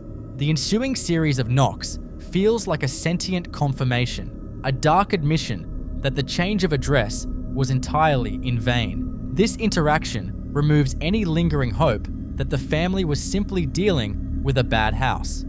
It confirms a person-centered attachment, a phenomenon where an entity is emotionally or energetically tethered to a specific individual or group.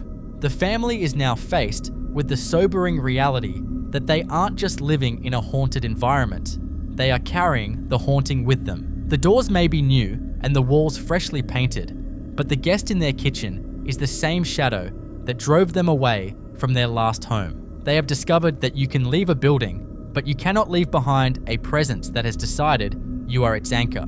So what do you think? Is there any way to break a bond that transcends physical boundaries? Or are some attachments simply permanent? I'll let you come up with your own conclusions.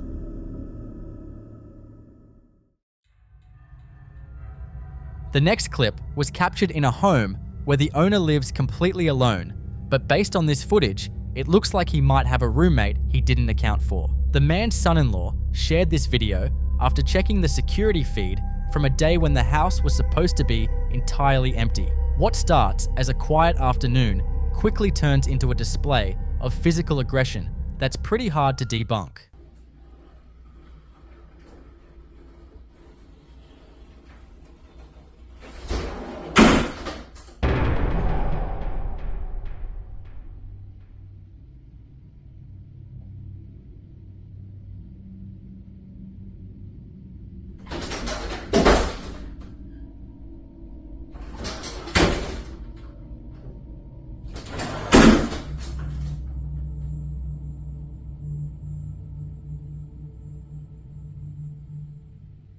Right off the bat, you hear this heavy, shuffling sound, almost like someone is dragging a piece of furniture across the floor. Then, without warning, the double closet doors slam shut with enough force to make you jump. Now, here is where it gets scientifically weird. The family points out 2 major red flags. First, those doors don't have handles on the inside, and the closet is so packed with a washer and dryer that there is physically no room for a person to be standing in there to pull them shut. But the real nope moment happens right after the slam. You can see a light flickering from the gap in the doors. According to the owner, that light hasn't worked in years and isn't even plugged into a power source anymore. We see a lot of ghost videos, but when you combine a physical slam with a dead light bulb coming back to life, you're moving out of the realm of drafty houses and into something much more intentional. It's as if the entity wanted to make sure its presence was felt, heard, and seen all at once. Is this a classic case of an entity using a dead electronic as a battery to manifest? Or is the house itself just holding onto some aggressive energy?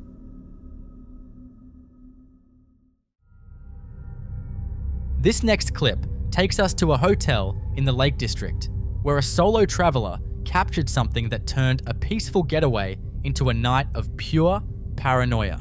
While filming a TikTok in her room, she started noticing strange noises that didn't belong. If you listen closely, you can hear these distinct, disembodied whispers. One viewer even pointed out that it sounds like a voice saying she's already nervous, which, if true, is a whole new level of creepy. It wasn't just her imagination though. When she reviewed the footage, the voices were undeniably there, vibrating in the silence of her empty room.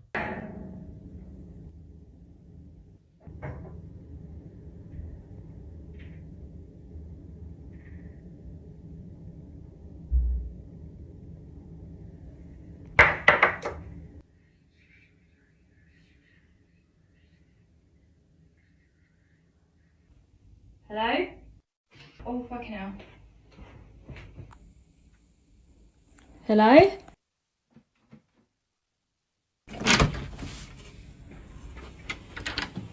Hello?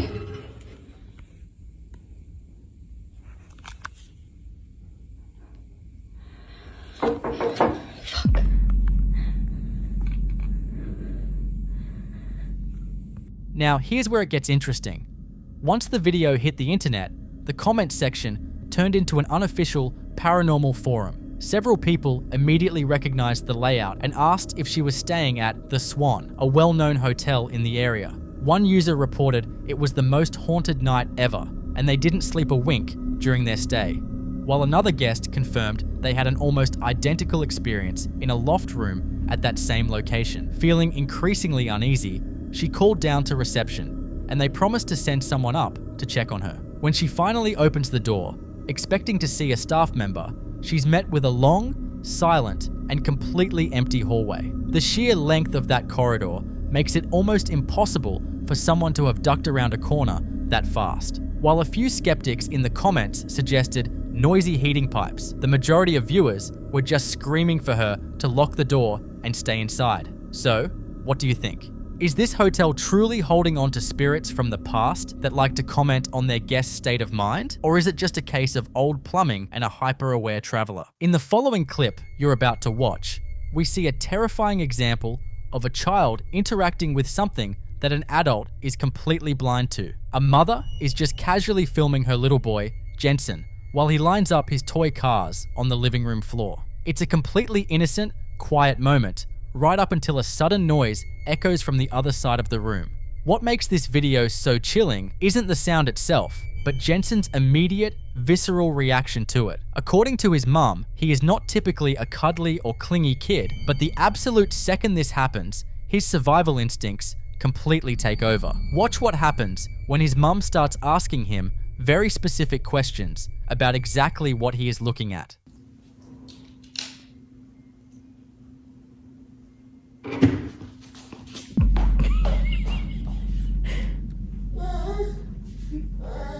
What? It's okay. Do you see someone? Yes. Who do you see?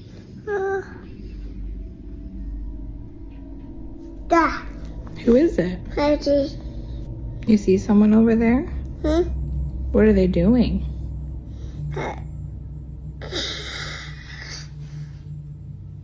That's what they're doing? Yes. Are they scary? Are they nice? Like, do you want to go play with them? They're not there no more? Yes. They are? What are they doing? Is there still someone over there by your toys? Yes. Is it a man? Or is it a lady? Daddy. A lady? It's a woman? Do you know her name? Dad. What's her name? That's true. Oh, she's in the kitchen now? Oh. It's high. She's up high? Yes.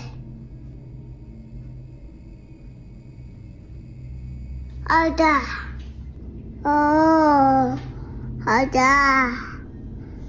Oh. What? Daddy. What is it? Dad.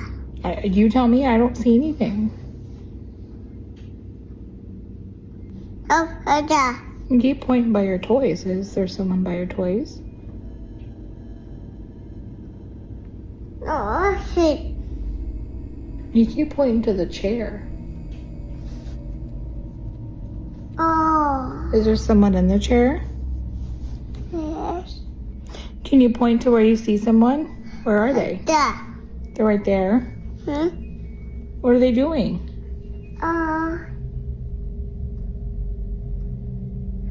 Dad. I see. Dad. The chair? Dad. Over by your toys? Yes. Well, are they gone now? Did they go bye-bye? Dad. Right there? Yes, I see. They're by the chair. Yes. Can you wave to them if you see them? Ada. Ada, Gary. Mommy. Yeah? Ada. I see. You see them? I see. Is it boy or girl? Good. A girl? Ada, go. You see the girl? Oh, Ada. Can you ask her name? A girl. A girl. You see a girl? Does she make you happy or scared? Scared? I see her dad. Yeah, you keep pointing to the chair. A girl. A girl? Is she old? Like, is she maybe mommy's grandma? Ada. I go. A girl? I go. I dad. A girl sitting over there. I go. I see that. You see that? You see a girl? I go see. I see that. Go see. Oh. Shit. Did she wave to you? Look, I see that. Is she nice? Let's Oh, she is nice. Where is she? bye. I know you're waving to the chair, but where is she behind? Like, can you look at her? Is she there? I don't see her, do you? Pop. Oh. Did she leave? Nope. No, she's still there. Let's. Where? I put you down and you go show me where she is. Go show me. Go by her. Ada. Can you go give her a high five? Nope. Why? High five. You don't want to? There is nothing more unsettling than a toddler casually describing a nightmare standing right in front of them. When she asks what the presence is doing, the terrifying face and sound he mimics to demonstrate is pure nightmare fuel. But the absolute scariest part of this footage is how he physically tracks the entity's movements in real time. He doesn't just stare at one dark corner. He points to the end of the living room, then tracks it moving into the kitchen, and finally points straight up to the ceiling. In paranormal research, an entity that defies gravity to crawl or hover on a ceiling is almost never classified as a standard human spirit. That kind of unnatural, spider-like movement is a classic hallmark of something much darker, often associated with demonic entities or crawlers. The fact that this entity is intentionally keeping itself hidden from the adults while actively showing itself to the toddler is a textbook isolation tactic. It knows the child's sensory filters are still wide open, and it is deliberately using that connection to feed off his pure, unfiltered panic. After little Jensen's terrifying encounter with whatever was crawling on the ceiling, the family understandably set up a security camera to see what was actually happening in their living room. And a few days later, the camera caught another incident. The older brother, Tucker, is just getting ready to head out with his mum, but as he's standing there, the environment is clearly highly active. Keep your focus on the little toy duck sitting completely by itself in the middle of the floor, and keep an eye out for the strange, illuminated anomalies floating through the air. Watch Tucker's body language closely too. It looks like he might actually catch a glimpse of the movement out of the corner of his eye before they walk out the door.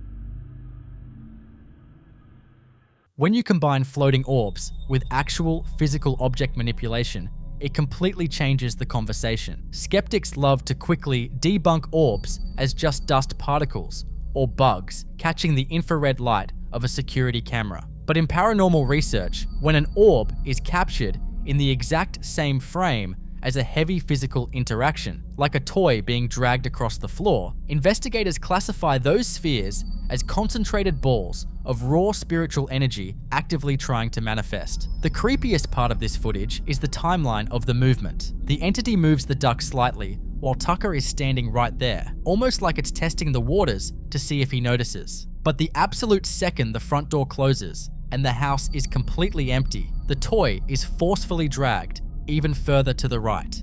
It proves that whatever has attached itself to this family isn't just putting on a spooky show for an audience. It is physically occupying their space, and it has absolutely no problem playing with the kids' toys the moment they leave the room.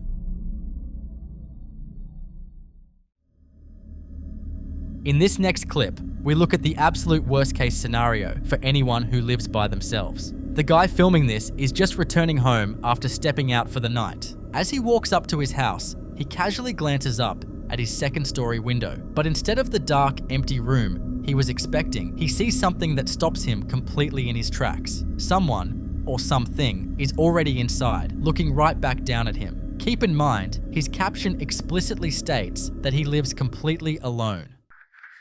No mamen. Acabo de llegar del trabajo y vean lo que estoy viendo en la ventana. No mamen.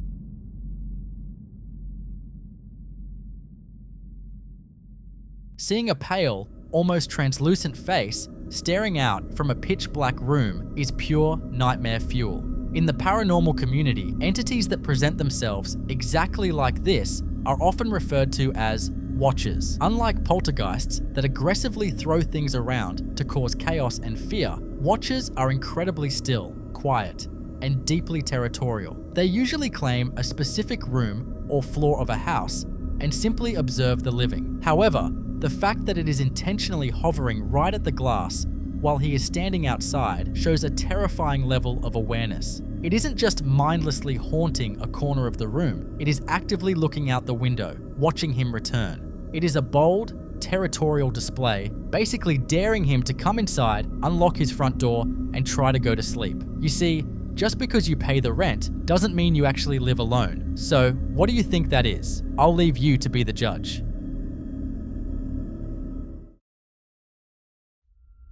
In this next clip, we tap into one of the most primal fears you can experience. You're home completely alone, locked in your bedroom, when someone starts knocking and calling your name in your mother's exact voice. The only problem, the first time this happened, she was actually on the phone with her real mum at that exact moment, who confirms she isn't anywhere near the house. When dealing with a mimic, the golden rule is to never respond and never open the door. But watch what happens when she refuses to answer and the entity decides it's completely tired of waiting in the hallway. Hey guys, I'm home alone and I'm getting ready for bed. Adrena! Mom? Are you home? Adrena! Are you there? Wait, I thought you weren't gonna be home for another 30 minutes. What? Adrena!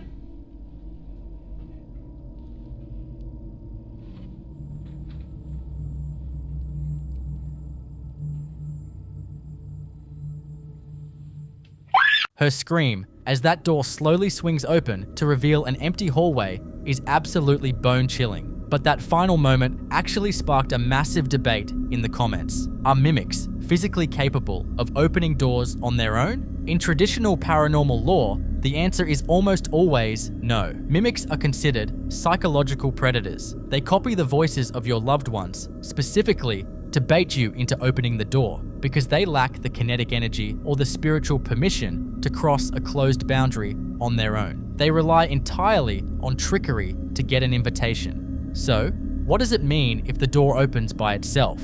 From a paranormal theory standpoint, it suggests two incredibly terrifying possibilities. Either this entity has been feeding off her raw panic long enough to gather the physical power of a poltergeist, Or it was never just a mimic to begin with. What do you think it was?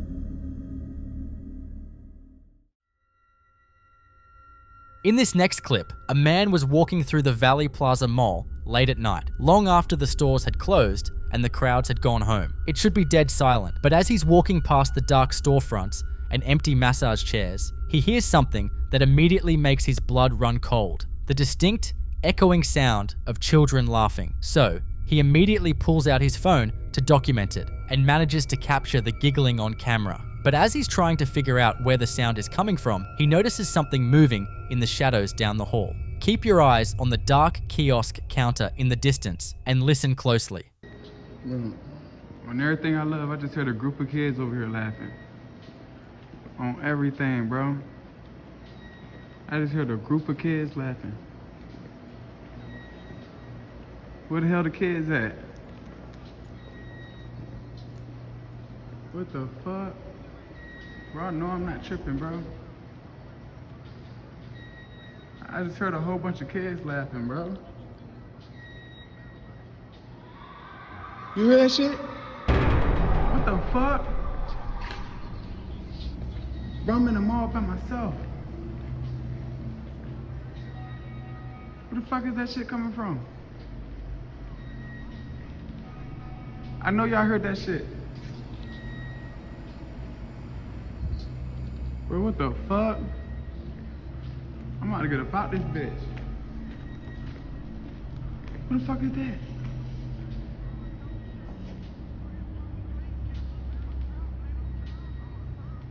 What the fuck is that? Staring right at me. Right there.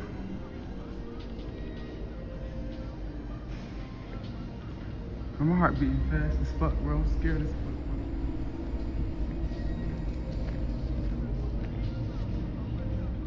There's a person right there in a red shirt right in front of me.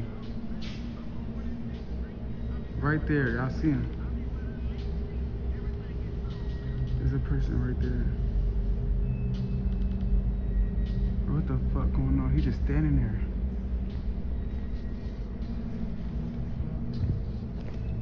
He's just standing there, bro.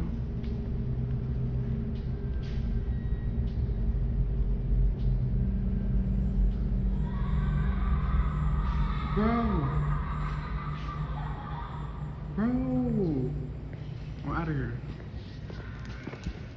Hearing a child's laugh in an abandoned or empty space is basically the ultimate horror movie cliche, but in the paranormal community, it is actually taken very seriously. There are generally two schools of thought when it comes to phantom children. The first is that it's residual energy. Malls are places of high emotion, excitement, and energy, especially for kids. That intense joy can basically get recorded into the environment, playing back like a broken tape when the building is quiet. However, the second theory is much darker. Many investigators believe that malevolent entities will actively mimic the voices of crying or laughing children. It's a predatory tactic designed to instantly lower your guard and trigger your natural instinct to go investigate and help. When you combine that phantom laughing with a physical shadow ducking behind a counter in the distance, it looks a lot less like a residual echo and a lot more like an intelligent entity playing a very dark game of hide and seek, actively trying to bait him further into the dark mall.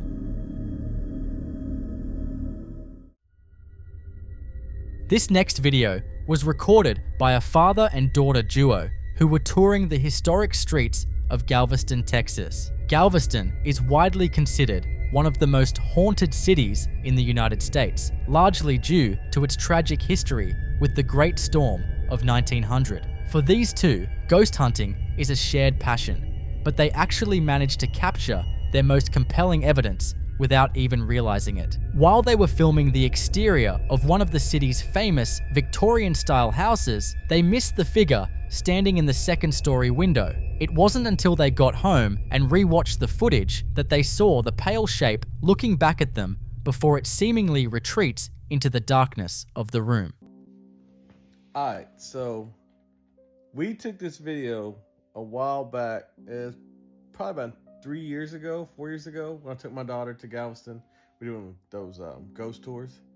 And later we come back and my daughter says, Dad, look, I think I got something on one of her live photos that she did.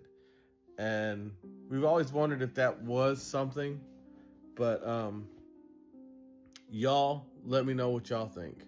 We think it's somebody there, like a ghost, and then he disappears. Like he's in the frame, then he disappears in the window. Now I'm gonna zoom in on it and play it. It was a live, so I have to zoom in and then do it because it's hard to see the whole video, but when we saw it there, that's what we call it. Y'all tell me what y'all think this is. So like you see there's a guy right there, like the picture of him, and then if you look, it's like he walks away, like it walks from, he's there and then he just walks away like through the thing. So y'all tell me what y'all think about that. I don't know. I know it's kind of hard to see on there, and I was trying to zoom in and zoom out and trying to get a closer look at it, but the first picture I put, it shows that it's still framing me up close, and it looks like a guy with like a hat with the white, looks like a figure in that window. I said I had to try to zoom in because it's a live video, so if you push it one way, you have to zoom on it just right so it follows it. But I don't know. What do y'all guys think? Do we get something? Do we not get something? Is it maybe something? Could it be a ghost? Could it not be a ghost? I wanted to research more on like that house because apparently there was a lot of stuff that went on in that house. If you've ever taken the tour in Galveston, one of them that goes by, we've taken a couple times just because me and my daughters, we love to go ghost hunting. But we've taken it a couple times. They showed us other pictures and stuff around there. Some other pictures other people have taken. But yeah, just let me know what y'all think. I mean, I talked to one of the tour guides that gave us the tour last time. I showed her that and she was like, yeah, I think that's something. So I don't know if she's saying that or what, but y'all tell me what y'all think. Galveston's haunted reputation comes from a massive amount of residual energy left behind by its turbulent past. These old houses are like sponges for spiritual activity, and sightings of figures in white are incredibly common in this area. Often, these are believed to be the spirits of former residents who are still tethered to their family homes, repeating their daily routines in a loop. However, the way this figure moves is what has paranormal investigators talking. A residual haunting usually doesn't react to the living. It just plays like a movie on a loop. But this figure appears to notice the camera and immediately moves away, which suggests an intelligent entity. It knew it was being watched and chose to disappear back into the shadows of the house. What do you think that was? Was that a spirit of old Galveston watching from the shadows? Or is it just a trick of the light? I'll leave you to be the judge.